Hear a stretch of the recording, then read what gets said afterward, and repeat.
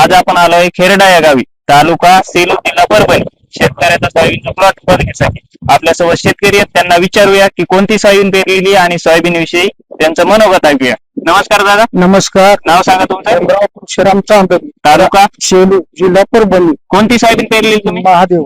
किती बॅग पेरलेले? 2 बॅग. कशी वाटली तुम्हाला सोयाबीन? चांगली, एकदम चांगली वाटली. तर बघू शकता शेतकऱ्यांनी सांगितलं की सोयाबीन त्यांना 1 नंबर वाटलेली आहे. हे एक सोयाबीनचं झाड आहे, हे एक झाड आहे आणि ह्या झाडाला आम्ही शेंगा मापल्यानंतर जवळपास 95 ते 100 शेंगांची संख्या आहे आणि प्रत्येक शेंग ही 3 दाण्यांची आहे. किती फवारण्या घेतलेल्या दादा? 3 फवारण्या घेतलेल्या आहेत आणि खताचे डोस? खताचा एकच डोस झाला. खताचा 1 डोस घेतलेला आहे. 3 फवारण्या घेतलेल्या आहेत आणि खताचा 1 डोस घेतलेला आहे.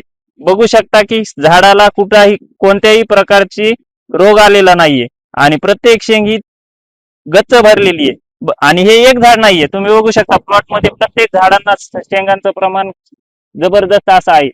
केसाळ शेंगा असल्यामुळे हिच्यावर आळीचा डंक कमी प्रमाणात होतो. प्लॉट मधलं कुठलंही झाड बघू शकता तुम्ही, प्रत्येक झाडाला शेंगांचं प्रमाण चांगल्या प्रकारे आहे.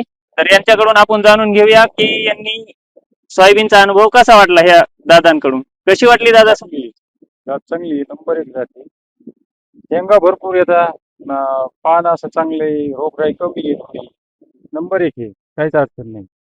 फवारण्या पण थोड्या कमी लागते त्याला. तर बघू शकता शेतकऱ्यांनी सांगितलं की व्हरायटी चांगली आणि कमी फवारणीमध्ये येणारी आहे, म्हणजे कमी खर्चामध्ये जास्त उत्पन्न देणारी व्हरायटी आहे. ही 90 ची महादेव.